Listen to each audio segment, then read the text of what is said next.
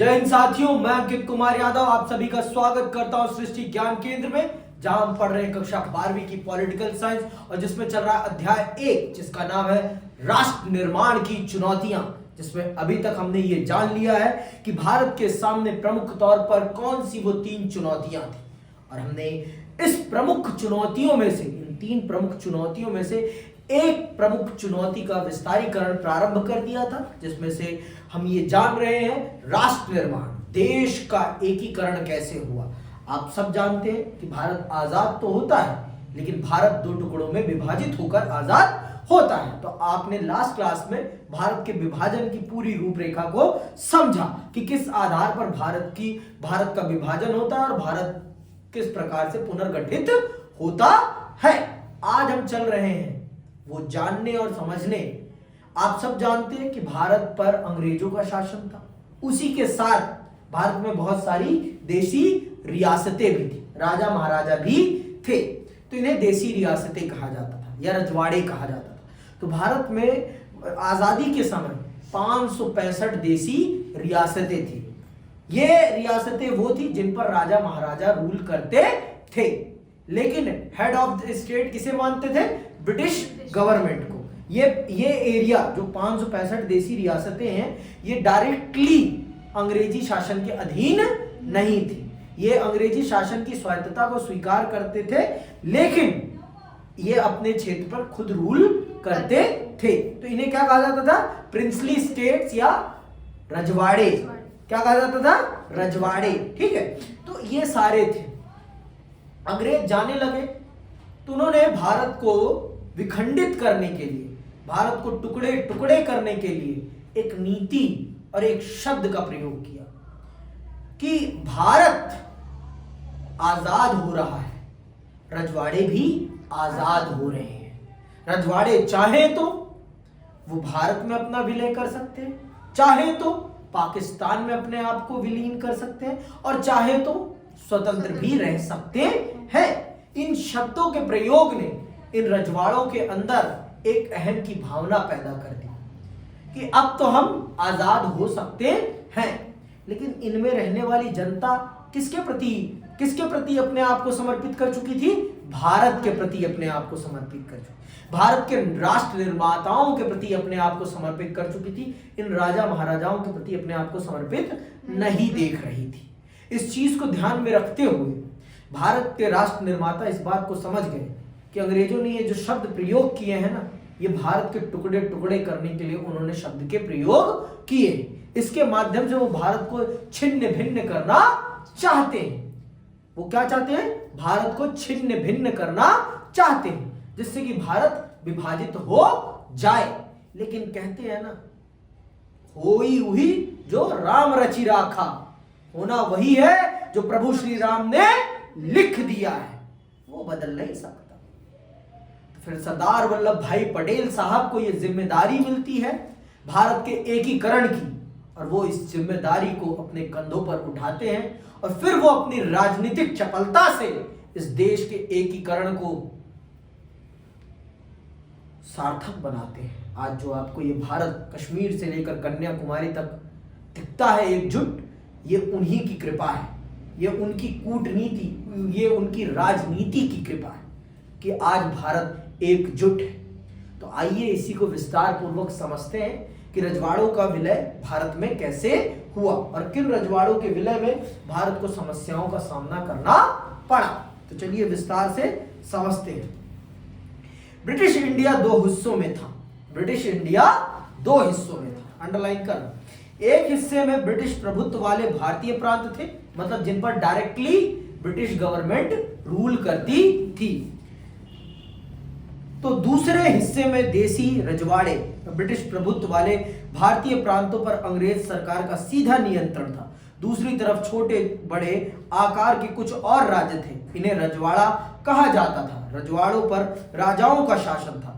राजाओं ने ब्रिटिश राज की अधीनता या कहें कि सर्वोच्च सत्ता स्वीकार कर रखी थी और इसके अंतर्गत वे अपने राज्य के घरेलू मामलों का शासन चलाते थे। अंग्रेजी प्रभुत्व के अंतर्गत आने वाले भारतीय साम्राज्य के 1/3 हिस्से में रजवाड़े कायम थे। प्रत्येक 4 भारतीयों में से एक न किसी रजवाड़े की प्रजा था। तो मतलब भारत के एक बहुत बड़े भूभाग पर रजवाड़ों का आधिपत्य था। ये मानचित्र आपको दिखाता है भारत पे, ये जो पीला वाला क्षेत्र है इस पर डायरेक्टली ब्रिटिश गवर्नमेंट रूल कर रही है। रियासतें और रजवाड़े वो हैं मतलब ये नीले कलर के जो मानचित्र में आपको चित्र दिखाई पड़ रहे हैं, इन पर कौन रूल कर रहा है? इन पर रजवाड़े रूल कर रहे हैं। ठीक है, समस्या क्या थी? समस्या भाई, आप समस्या बिना समाधान तो नहीं होता ना। जब तक बीमार नहीं पड़ोगे तब तक डॉक्टर के पास तो नहीं जाओगे ना, कि बेवजह ही डॉक्टर के पास चले जाते हो। जाने का शौक है? है तुम्हें शौक है तुम्हें, तुम इस बात को स्वीकार करो। आजादी के तुरंत पहले अंग्रेजी शासन ने घोषणा की, अंडरलाइन करना ये बात, अंग्रेजी शासन ने घोषणा की कि भारत पर ब्रिटिश प्रभुत्व के साथ ही रजवाड़ों पर भी ब्रिटिश अधीनता से आजाद हो जाएंगे। इसका मतलब यह था कि सभी रजवाड़ों की संख्या 565 थी। कितनी थी? 565। ये आता है ब्रिटिश राज की समाप्ति के साथ ही कानूनी तौर पर आजाद हो जाएंगे।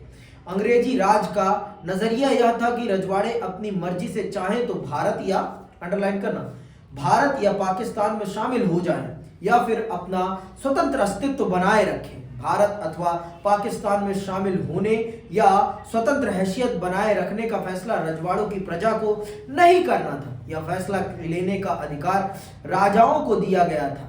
यह अपने आप में बड़ी गंभीर समस्या थी और इससे अखंड भारत के अस्तित्व पर ही खतरा मंडरा रहा था। समझ में आई बात? तो इस समस्या ने, अंग्रेजों की इस चाल ने भारत के अस्तित्व पर ही खतरा कर दिया था। भारत की अखंडता पर ही प्रश्न चिन्ह खड़ा कर दिया था। उन्होंने भारत की आजादी के साथ ये घोषणा कर दी कि अगर रजवाड़े चाहें तो ये अपने आप को भी आजाद रख सकते हैं। ये अपने आप को भी आजाद रख सकते हैं। समझ में आई बात? तो आप उनकी नीति को समझिए कि उन्होंने किस नीति से इन शब्दों का इस्तेमाल किया। वो और उन्होंने विलय का अधिकार किसको दिया? जनता को ना देकर राजाओं को दिया। और कौन सा राजा है जो अपनी सत्ता छोड़ना चाहेगा? आप चाहोगे कि आप अर्श से फर्श पर आ जाओ? पूरी जनता जो आपके घुटने तले दबी पड़ी है, आप चाहोगे कि वो आपकी माई बाप बन जाए? लोकतंत्र में तो जनता ही माई बाप होती है। चुनाव के समय ही, लेकिन होती तो है ना। 10 दिन के लिए ही माई बाप है, लेकिन है तो नेताजी उनके पांव तो चाटते हैं, लेकिन राजा साहब तो नहीं चाटते ना। राजा साहब तो कदापि नहीं चाटेंगे, किसी भी परिस्थिति में नहीं चाटेंगे, चाहे कुछ भी हो जाए। समझ में आई बात? राजा तो राजा है भाई, राजा तो राजा है। राजा प्रजा के नहीं सुनता। समझ में आई बात? राजा प्रजा की नहीं सुनता। समझ में आई बात? तो इस बात को समझिए आप। तो किस दृष्टिकोण से अंग्रेजों ने इन शब्दों का प्रयोग किया? क्योंकि वो भारत को एकजुट नहीं देखना चाहते थे। सीधा उनका उद्देश्य हमें स्पष्ट दिखाई पड़ रहा है कि वो क्या चाहते थे। वो भारत को एकजुट तो नहीं देखना चाहते थे। उनके दृष्टिकोण में भारत की एकजुटता खटकती थी, क्योंकि वो जानते थे कि अगर ये एकजुट रह गया देश, तो ये हमने जो चोरी करके कमाई करी है, ये मेहनत से हमसे वापस ले लेंगे। बहुत मेहनती कौम है भारतीय, बस अपने लिए मेहनत करना नहीं जानती, दूसरों के लिए मेहनत करना, अपने आप को खटाना बहुत अच्छे से जानती है। ये थोड़ी सी दिक्कत है हम लोगों की। तो आइए आगे सुनते हैं।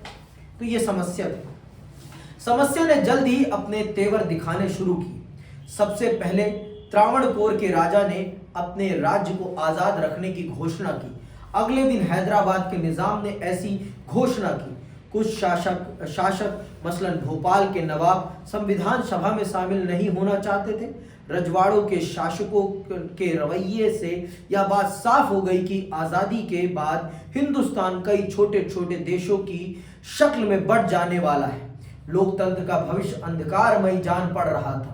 भारतीय स्वतंत्रता संग्राम का लक्ष्य एकता और आत्मनिर्णय के साथ साथ लोकतंत्र का रास्ता अख्तियार करना था। इसे देखते हुए यह स्थिति अपने आप में बड़ी विचित्र थी। अधिकतर रजवाड़ों में शासन अलोकतांत्रिक रीति से चलाया जाता था और रजवाड़ों के शासक अपनी प्रजा को लोकतांत्रिक अधिकार देने के लिए तैयार नहीं थे। कोई भी नहीं चाहेगा ना भाई, राजा तो हमेशा अपने आप को ही राजा देखना चाहता है ना। आप ही बताओ, आप अपने आप को राजा से प्रजा बनाना चाहोगे? आप चाहोगे कि आप भी जनता के साथ लाइन में लग के वोट डालो? बोलो भाई। नहीं। राजा तो राजा ही बना रहना चाहता है, अजीबो शाह शहनशाह, है ना, ये बना रहना चाहता है, तो बना ही रहना चाहता है। फिर क्या होता है? सरकार का नजरिया, आइए सुनते हैं सरकार का नजरिया। उस समय की सरकार, जिसे हम अंतरिम सरकार कहते हैं, जिसके प्रधानमंत्री कौन थे? पंडित जवाहरलाल नेहरू। और जिसके उप प्रधानमंत्री कौन थे? सरदार वल्लभ भाई पटेल। गृह मंत्री कौन थे? सरदार वल्लभ भाई पटेल। समझ में आई बात? याद रखना है ये सारी। छोटे बड़े विभिन्न आकार के देशों में बढ़ जाने की इस संभावना के विरुद्ध अंतरिम सरकार ने कड़ा रुख अपनाया। मुस्लिम लीग ने भारतीय राष्ट्रीय कांग्रेस के इस कदम का विरोध किया। लीग का मानना था कि रजवाड़ों को अपनी मनमर्जी का रास्ता चुनने के लिए छोड़ दिया जाना चाहिए। रजवाड़ों के शासकों को मनाने समझाने में सरदार पटेल ने ऐतिहासिक भूमिका निभाई और अधिकतर रजवाड़ों को उन्होंने भारतीय संघ में शामिल होने के लिए राजी कर लिया। आज यह आसान जान पड़ सकता है, लेकिन अपने आप में यह बड़ा जटिल काम था। इसके लिए बड़ी चतुराई और युक्तिपूर्ण पहलकदमी की जरूरत थी। मिसाल के तौर पर आज के उड़ीसा में भी तब 26 और छत्तीसगढ़ में 15 छोटे रजवाड़े थे। सौराष्ट्र में 14 बड़े और 119 छोटे रजवाड़े और अन्य अनेक प्रशासनिक तंत्र थे। आज जिसे सौराष्ट्र मतलब गुजरात में 14 बड़े रजवाड़े थे और 119 छोटे रजवाड़े थे। तो अब आप खुद कल्पना करो, अगर इन सबको कन्विंस नहीं किया गया होता तो आपको गुजरात ही जाने में कितने सारे वीजा की जरूरत पड़ जाती? कभी सोचा है? कभी सरदार पटेल का इसके लिए हृदय से आभार व्यक्त किया है? कभी सोचा ही नहीं, कभी पढ़ा ही नहीं। स्कूल में क्या पढ़ा था फिर? हाँ? देखे नजारे, भुला देंगे तुमको सनम धीरे धीरे, भुला देंगे तुमको सनम धीरे धीरे। यही चल रहा है क्या आजकल स्कूल में? यही चल रहा है? अरे बोल लो हाँ या ना। हाँ, ये चल रहा है। क्यों चल रहा है ये? पता नहीं। है? मैडम जी को बोलो कि अपने सनम को बाद में बुलाएं, पहले पढ़ाएं।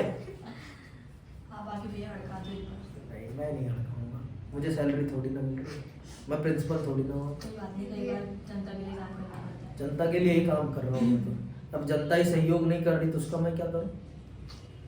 भुला देंगे तुमको सनम धीरे धीरे। चलो नहीं, गलत काम नहीं करना, कुछ अच्छे काम करने। देसी रजवाड़ों की इस चर्चा से 3 बातें सामने आती हैं। पहली बात तो यह कि अधिकतर रजवाड़ों के लोग भारतीय संघ में शामिल होना चाहते थे। मतलब जो जनता थी वो तो भारत में ही शामिल होना चाहती थी और लोकतांत्रिक प्रक्रिया के अनुसार देश को चलाना चाहती थी। ठीक है, तो रजवाड़ों को पटेल साहब ने समझाया कि बेटा आज नहीं मानोगे, 10 दिन बाद मानोगे, लेकिन मानना तो तुम्हें पड़ेगा ही पड़ेगा। तो इससे बढ़िया है अपने सम्मान को बचाते हुए चुपचाप भारत में अपना विलय करा लो, आपकी भी साख और इज्जत बची रहेगी और आपको भी हम कुछ मुहैया करा देंगे। ठीक है, आपकी प्रतिष्ठा को हम नुकसान नहीं पहुंचाएंगे, आपके पास जो संपत्ति है वो आपकी ही पास बनी रहेगी। लेकिन जब जनता आपके खिलाफ विद्रोह करेगी तो आपको देश भी छोड़ना पड़ सकता है। तो इससे बढ़िया है प्यार से रहो, इज्जत के साथ। क्या मतलब है अपनी थू थू कराने का? क्या मतलब है? सही बात है, आगे सुनो। दूसरी बात यह कि भारत सरकार का रुख लचीला था और वह कुछ इलाकों को स्वायत्तता देने के लिए तैयार थी, जैसे कि जम्मू कश्मीर में हुआ। भारत सरकार ने भिन्नताओं को सम्मान देने और विभिन्न क्षेत्रों की मांगों को संतुष्ट करने के लिए यह रुख अपनाया था। तीसरी बात, विभाजन की पृष्ठभूमि में विभिन्न इलाकों के सीमांकन के सवाल पर खींचतान जोर पकड़ रही थी और ऐसे में देश की क्षेत्रीय अखंडता एकता का सवाल सबसे ज्यादा अहम हो उठा था। तो जब विभाजन हुआ तो लोगों ने देख लिया कि कितनी काटमाड़ होती है, तो इसीलिए आधे से ज्यादा रजवाड़े तो चुपचाप मान गए कि अगर जनता के खिलाफ गए ना बाबा तो जनता खूब कूटेगी। ये जो हमारी राजशाही हवेलियां है ना, ये उड़ जाएंगी। वो भी इस बात को समझ गए थे, इस बात को भी समझ गए थे आपके राजा रजवाड़े। ठीक है, शांतिपूर्ण बातचीत के जरिए लगभग सभी रजवाड़े जिनकी सीमाएं आजाद हिंदुस्तान की नई सीमाओं से मिलती थी 15 अगस्त 1947 से पहले ही भारतीय संघ में शामिल हो गए। अधिकतर रजवाड़ों के शासकों ने भारतीय संघ में अपने विलय के एक सहमति पत्र पर हस्ताक्षर किए। इस सहमति पत्र को इंस्ट्रूमेंट ऑफ एक्सेशन कहा जाता है। इस पर हस्ताक्षर का अर्थ था कि रजवाड़े भारतीय संघ का अंग बनने के लिए सहमत है। जूनागढ़, हैदराबाद, कश्मीर और मणिपुर की रियासतों का विलय बाकियों की तुलना में थोड़ा कठिन साबित हुआ। इस अध्याय में हम हैदराबाद और मणिपुर की रियासतों के विलय के मामले पर गौर करेंगे। कश्मीर के विलय के बारे में आप अध्याय 8 में पढ़ेंगे। ठीक है, तो आइए हैदराबाद के बारे में पढ़ते हैं कि भारत में हैदराबाद का विलय कैसे हुआ। तो आप भारत का मानचित्र देखेंगे तो आपको पता चलेगा कि हैदराबाद एक लैंडलॉक्ड स्टेट है। हैदराबाद प्रेसिडेंसी एक लैंडलॉक है, तो वो पाकिस्तान में तो जा ही नहीं सकती थी। नवाब साहब मुसलमान थे, वो चाहते थे अपने आप को पाकिस्तान में ले जाना, लेकिन ले जाना तो संभव नहीं था ना। कैसे काटते इतना बड़ा चीज, काट पाते? कोई बकरा तो था नहीं, भैंसा भी नहीं था, हाँ, कि काट के ले गए खा लिया, संभव ही नहीं था। तो फिर क्या होता है, सुनिएगा हैदराबाद का विलय भारत में कैसे होता है। नवाब साहब बहुत उद्दंड मचाते हैं, वहां रहने वाली हिंदू जनता को प्रताड़ित करते हैं, रजाकारों से मरवाते हैं उनको, वहां रहने वाली महिलाओं का बलात्कार करवाते हैं। कौन? नवाब साहब अपनी कौन सी सेना से? रजाकार सेना से। सुनना ध्यान से। हैदराबाद की रियासत बहुत बड़ी थी। यह रियासत चारों तरफ से हिंदुस्तानी इलाके से घिरी थी। पुराने हैदराबाद के कुछ हिस्से आज के महाराष्ट्र तथा कर्नाटक में और बाकी हिस्से आंध्र प्रदेश में हैं। हैदराबाद के शासक को निजाम कहा जाता था और वह दुनिया के सबसे दौलतमंद लोगों में शुमार किया जाता था। निजाम चाहता था कि हैदराबाद की रियासत को आज़ाद रियासत का दर्जा दिया जाए। निजाम ने सन 1947 के नवंबर में भारत के साथ यथास्थिति बहाल रखने का एक समझौता किया। यह समझौता 1 साल के लिए था। इस बीच भारत ने से हैदराबाद के निजाम से बातचीत जारी रही। 1947 को जब हम आजाद हुए तो निजाम ने भारत के साथ यथास्थिति पत्र हस्ताक्षरित किया कि मैं जैसा हूं मुझे ऐसे ही रहने दिया जाएगा। कितने दिन तक? 1 साल तक। 1 साल बाद मैं ये डिसाइड करूंगा कि मैं स्वतंत्र रहूंगा या फिर अपने आप को भारत में मर्ज कर लूंगा।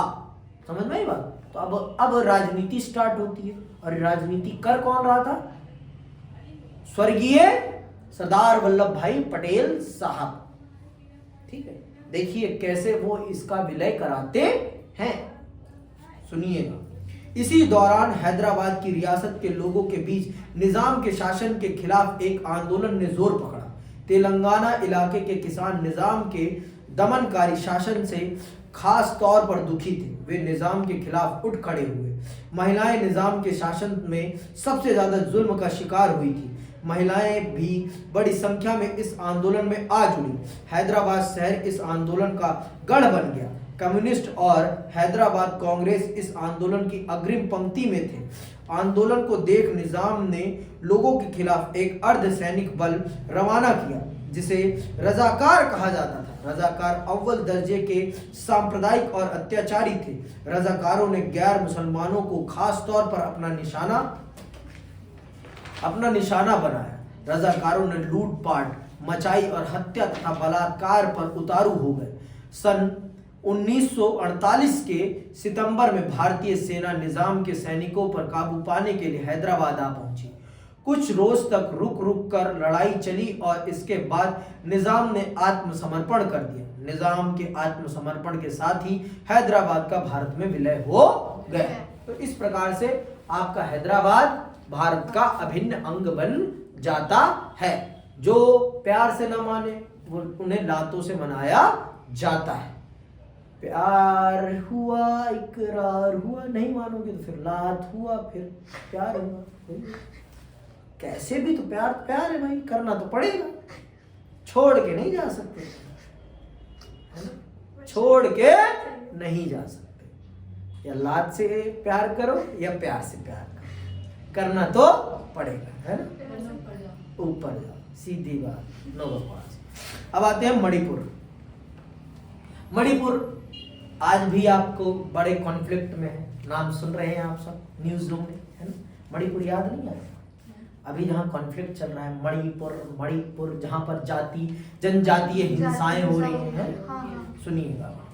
आजादी के चंद रोज पहले मणिपुर के महाराजा बोधचंद सिंह ने भारत सरकार के साथ भारतीय संघ में अपनी रियासत के विलय के लिए सहमति पत्र पर हस्ताक्षर किए थे। इसकी एवज में उन्होंने एक आश्वासन दिया गया था कि मणिपुर की आंतरिक स्वायत्तता बरकरार रहेगी। मतलब हम इंटरनल मैटर्स में आपके नहीं बोलेंगे। किसने ये उन्हें आश्वासन दिया था? भारत सरकार ने उन्हें ये आश्वासन दिया था कि हम आपके इंटरनल मैटर्स में नहीं बोलेंगे, इंटरनल मैटर्स आप खुद संभालेंगे। ठीक है, इसकी एवज में उन्हें यह आश्वासन दिया गया था कि मणिपुर की आंतरिक स्वायत्तता बरकरार रहेगी। जनमत के दबाव में महाराजा ने 1948 के जून में चुनाव कराया और इस चुनाव के फलस्वरूप मणिपुर की रियासत में सार्वभौमिक जनतंत्र कायम हुआ। मणिपुर भारत का पहला भाग है जहां सार्वभौमिक वयस्क मताधिकार के सिद्धांत को अपनाकर चुनाव हुए। तो भारत में सबसे पहले यूनिवर्सल अडल्ट फ्रेंचाइजी के अंतर्गत चुनाव कहां हुए हैं? मणिपुर में। ये एक नंबर का बहुत अद्भुत प्रश्न बनता है, तो ये याद रखना है आपको।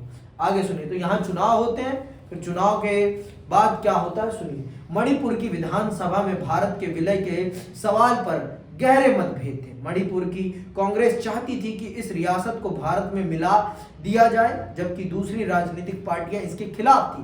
मणिपुर की निर्वाचित विधानसभा से परामर्श किए बगैर भारत सरकार ने महाराजा पर दबाव डाला कि वे भारतीय संघ में शामिल होने के समझौते पर हस्ताक्षर कर दें। भारत सरकार को इसमें सफलता मिली। मणिपुर में इस कदम को लेकर लोगों में क्रोध और नाराजगी के भाव पैदा हुए। इसका असर आज तक देखा जा सकता है। आज भी इसका आप असर देख रही हैं कि मणिपुर आज भी कॉन्फ्लिक्ट में है। तो आज की क्लास में आपने ये समझा कि रजवाड़ों का विलय भारत में किस प्रकार हुआ। भारत की ये जो आपको आज अखंडता दिखाई पड़ती है, ये जो आपको भारत इतना सुंदर दिखाई पड़ता है, इस भारत को सुंदर बनाने में इस देश के राष्ट्र निर्माताओं ने कितने पापड़ बेले हैं। उनके इस योगदान को हमें नहीं भुलाना चाहिए और सदैव ये याद रखना चाहिए कि उन्होंने कितनी मेहनत से इस देश को बनाया है। तो हमें इस बात का ध्यान रखना है, हम सबकी ये प्राथमिक जिम्मेदारी है कि हम सब इस एकता को, इस भाईचारे को, इस सुदृढ़ता को बर्बाद ना करें और इस भारत को ऐसे ही एकजुट बनाए रखें। समझ में आई बात? 565 देसी रियासतों को एकजुट करके एक सूत्र में बांधना कोई छोटी बात नहीं, बहुत बड़ी बात है बेटा, बहुत ही बड़ी बात। इस बात को समझिए आप। अगर आज आप नहीं समझ रहे हैं तो आपके लिए बहुत दुर्भाग्य की बात है। आप इस बात को समझिए, जानिए और यकीन के साथ इस देश में एकता को और प्रेम को आगे बढ़ाइए। आज की क्लास यहीं समाप्त करते हैं। अगली क्लास में हम समझेंगे राज्यों के पुनर्गठन, राज्यों का पुनर्गठन कैसे हो। आज जो आपको महाराष्ट्र, बंगाल, बिहार ये दिखाई पड़ते हैं, इनका इस आधार पर कैसे निर्माण किया गया, ये हम अगली क्लास में समझेंगे। मैं अभी विदा लेता हूं। जय हिंद, जय भारत।